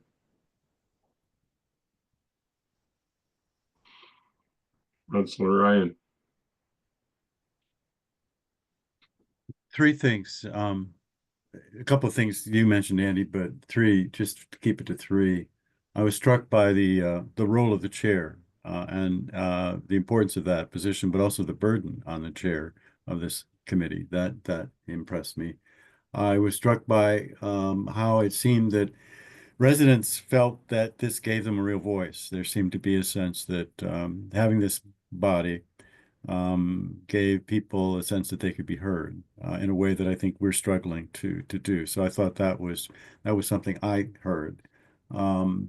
And the other thing was a very small detail. I've mentioned to Paul a couple times now, but apparently they can't hold poll hearings.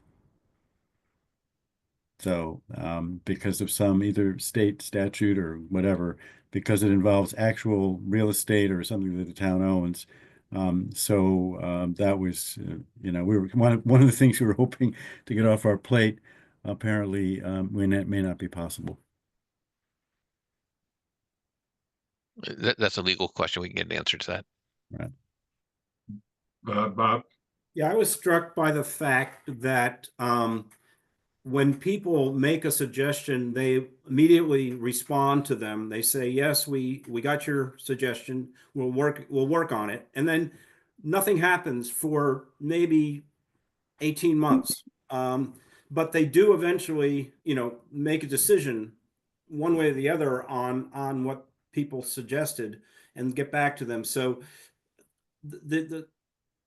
I was struck by the fact that people seem to be okay with waiting 18 months to get an answer. But as long as they felt like they were heard and they were taken seriously and this commission thought about the issue they raised. So I think that's an important takeaway as well. Let me comment on that really quickly because it ties back to what I said. If you look at the commission website from the Northampton website and you start playing with it a little bit, you can find the list of citizen inquiries that they have received and how they process it, and ones where there was a final decision, what the final decisions was and how they're written up, so that you can follow up on that. Jennifer? Yeah, so I was, came away even more sort of firm in that I think that we should have two counselors represented on the commission. And it's interesting because they have a mayor. The mayor appoints the two representatives from the council. I think in our case, the council would vote for the two representatives. And I, like that I think they have one or two residents on the commission. Their commission is larger than I pictured ours to be, but maybe theirs is a good model because they had elected representatives, they had residents, and then they had all the subject matter experts from the professional staff of the town. I would wonder, since they're fully make recommendations, that I do sense some consensus among at least our committee that we'd like to see our commission be able to actually make some decisions. So that's where we would have to, I think, work out the details of what would be recommendations and then what would be decisions, because we do feel that way more is coming to the council than needs to come to us. Like the signs, the UMass signs that we're going to be like, and I would hope that polls can rest with the commission too, but there's others. So I think I don't think that we would necessarily want to adopt that model where it's only recommendations, but we'd want to be able to divide it between what's recommended and what the commission can actually make a decision on. I'll come back to that in a second, but Paul? Yeah, I think that's you need to have that list and decide what what side of the ledger it's on. I think in terms of appointments, actually the town manager makes the appointments to the committee, not the council. And so they're typically, when there are council members, I ask the council, who would you like to recommend be appointed? But you'll see that the appointments actually come back to the council. And I always take whatever the council, as they say, these two people want to be on, I always appoint who you ask. That's not a requirement, but that's just a courtesy, of course. Okay, yeah, no, I do understand all the other appointments Technically, you would yeah. make. Yeah, Right, but I mean, I could technically disagree with what the council said and appoint someone else, and but you have the authority to approve or not approve. Yeah, and I think that the distinction, just to try and put it all together and again tie back to Northampton, is that if we say to the county, there's this option that if the commission is going to make a recommendation about sign requests from that involve the public way, that could ultimately also be handled as it's a recommendation to the town manager, because we're also going to look at that policy together with the charge to the commission, so that there could be a process that has the commission making a recommendation to the town manager on some of the things that we want to try and transfer out of the council for efficiency's sake. So that is a process that would be more analogous. Councilor Ryan? That's a good point, Andy, and something it's new to me, but I think raises a good point that maybe in the past, I mean, we have a draft document that sort of parses this out. It goes back to December. It's been a while, but it's there. It's been in the packet, and we've talked about it, and we've kind of parceled some things around. But when doing that, it always always went back to the town council. And what you're suggesting is that maybe some of these could be directed to the town manager for decision. That might be a way to go. It might also meet the issue. But just to remind people, we do actually have a document that we've gone through now at least twice, and it has redlining, et cetera, that initially sort of parse things around. I don't think we should talk about it now, but I strongly disagree about having counselors on this body. So at some point we can have that back and forth, but I don't share the enthusiasm for that.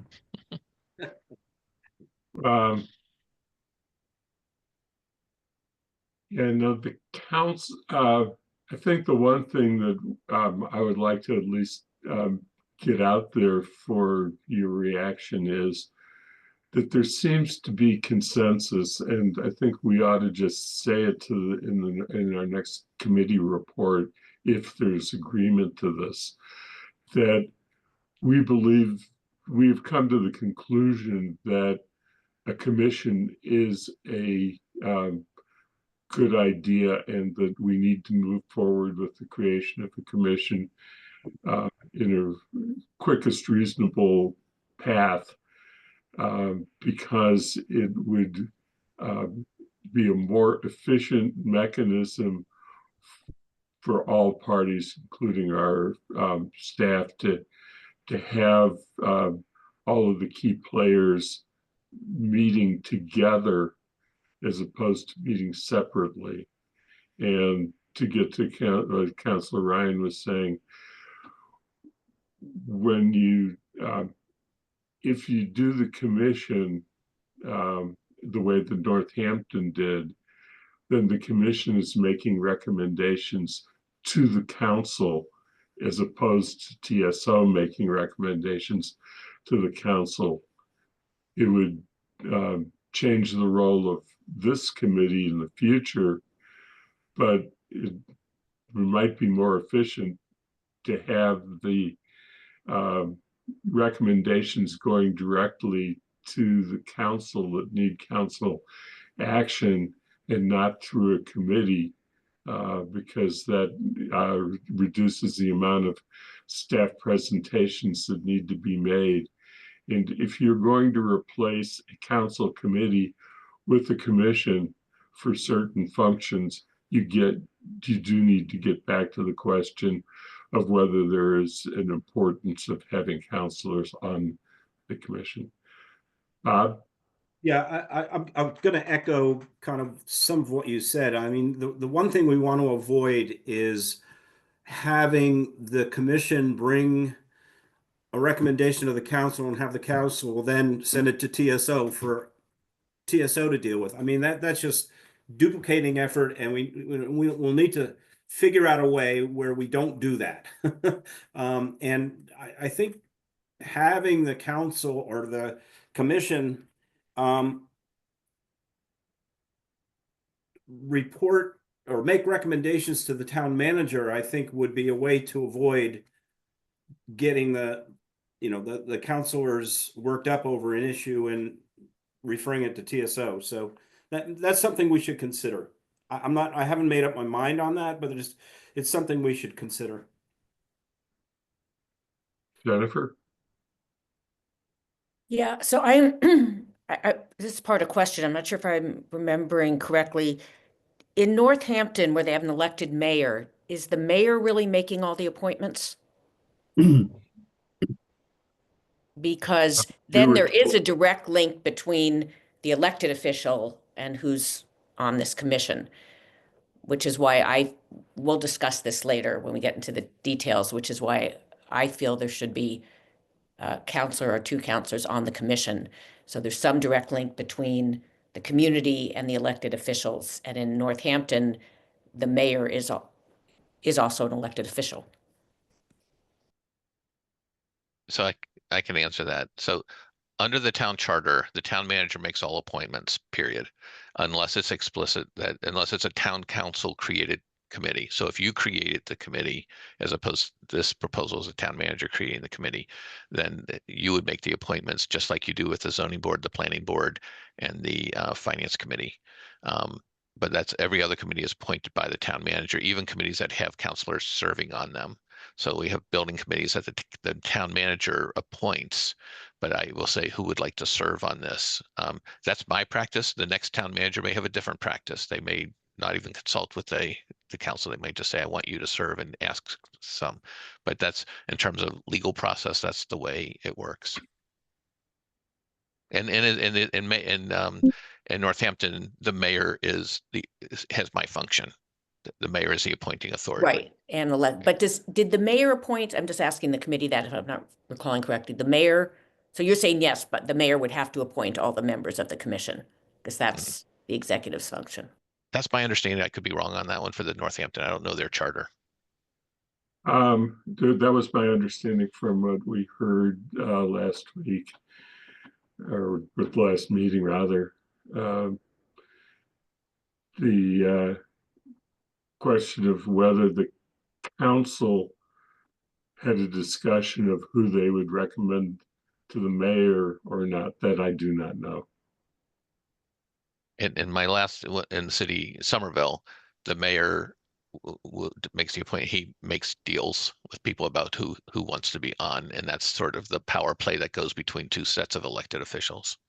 Yeah, the counselor did say the council doesn't make the recommendation, the mayor selects. Mm-hmm. Are you telling me, Paul, that sometimes they make deals? They come to mutual understandings, I guess. I'm shocked. George, you had your hand up.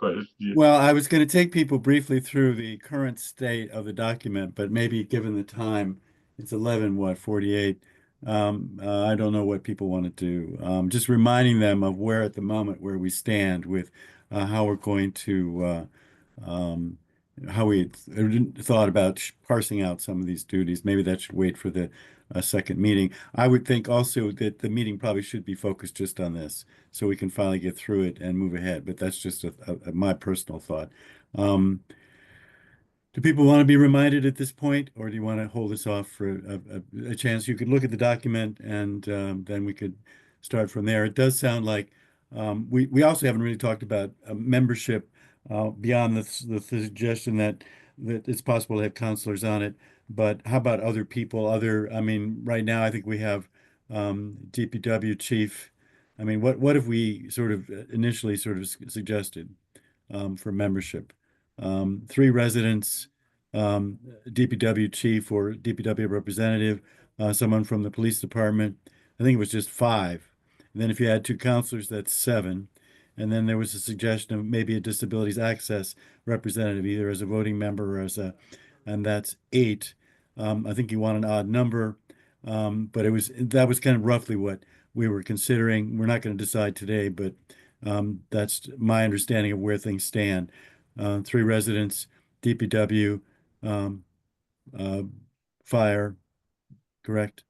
Or police, or maybe one of both. I would assume that in the 3 resident members, that the kind of criteria that are used for choosing people currently for the Transportation Advisory Committee would probably be what a town manager would want to apply, that they bring something to the table in expertise or involvement in the issues as that is similar to what is done now for TAC. I don't know, Paul, you don't have to respond to that unless you want to, but it would seem logical. Mhm. Yes, I agree.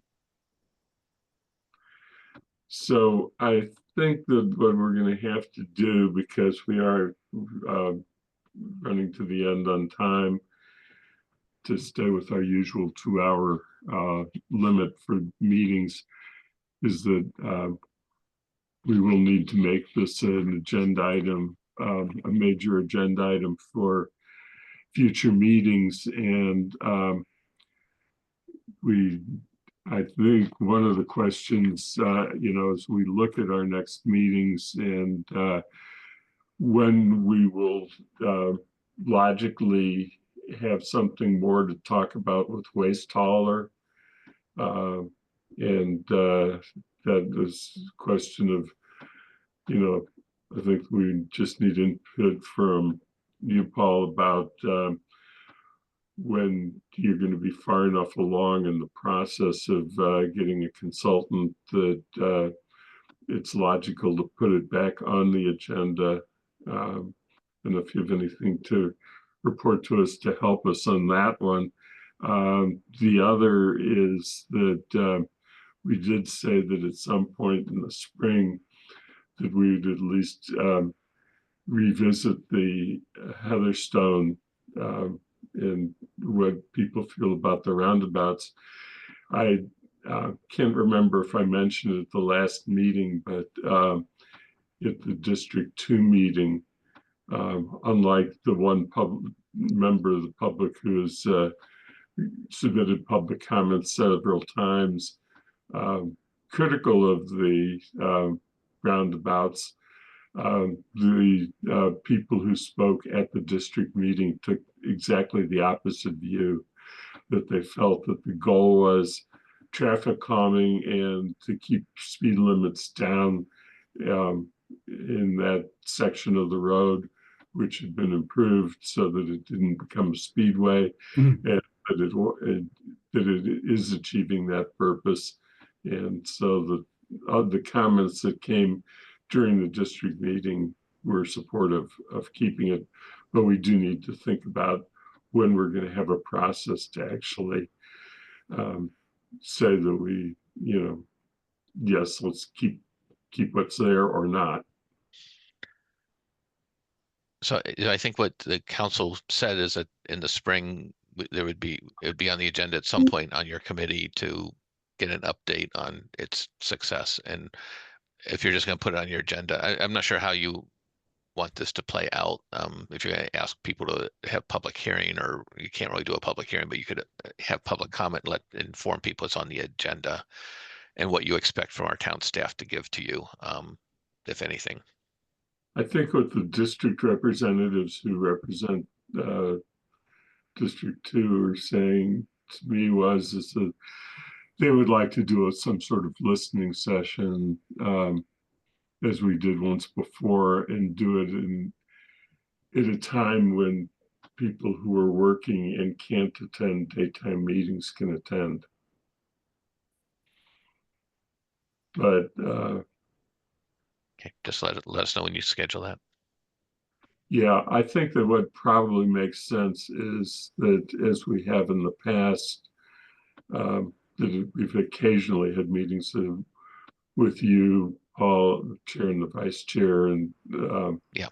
Athena, and try and, I know you did that more regularly with the prior chair, but we've But been we could do that. It's, yeah, trying sounds to good. not do it as often, but we probably should do that. Mm-hmm. So getting to the question that I asked is, if I write a draft report for your comments and include that we feel that moving forward with the commission and creating a commission is something that, based upon our investigation, is something that we think is a good idea, and we're now working on fleshing out the details that George referred to, that's an acceptable statement to include. I agree. Not seeing anybody disagreeing. So with that said, I'm just going to go back real quickly and look to see if there's anybody. No, we still have no public, so we will indicate that there was no public comment requested today. So that takes care of that item on the agenda. And I don't have anything that I didn't anticipate 48 hours in advance. Does anybody have anything that they would like to raise or wish that had been on the agenda? So if not, I think that we could. Bob has his hand up. Andy, are we going to talk about the public urination bylaw, or are you going to Oh, postpone? yeah. I mean, I think that the only thing that I was going to Next ask, time.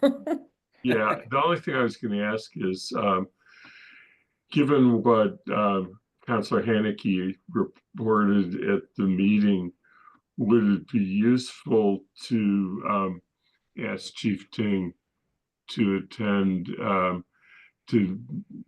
so that we can, because that was a lot of what was being presented to us as being reasons to consider a bylaw of that nature. I would think you should invite the council sponsor. Yeah, that too. Yeah. But should we ask Chief Ting? And We can invite him if you'd like. I think so. okay.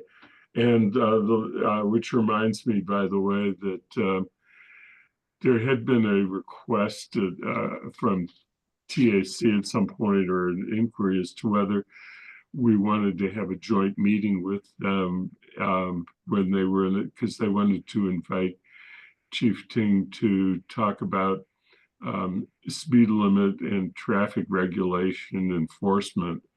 And they decided to just go ahead and schedule that. So the chief will be at the TAC meeting tonight at 5:30.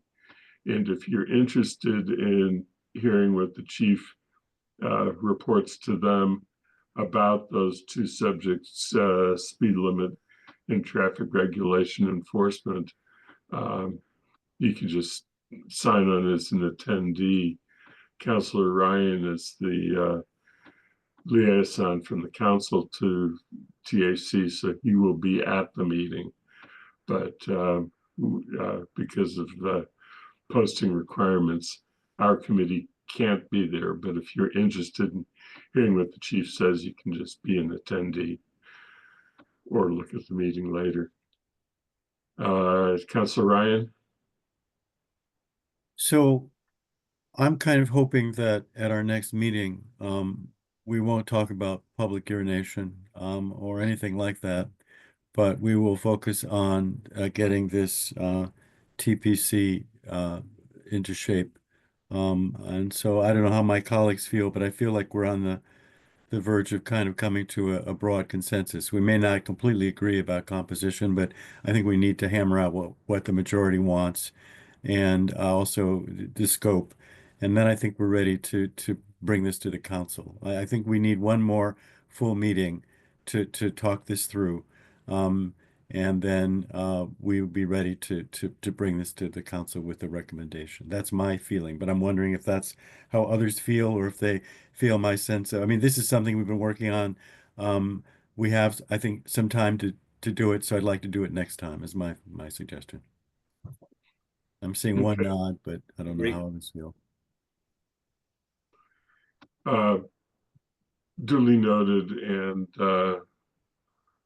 we'll And get also, the Paul may have a thought on this too. It may not, but I think it's something we should probably, it's something that he's brought to us. Yeah. I think we're on the point of getting to a consensus, and I think we should try not to delay if we can avoid it.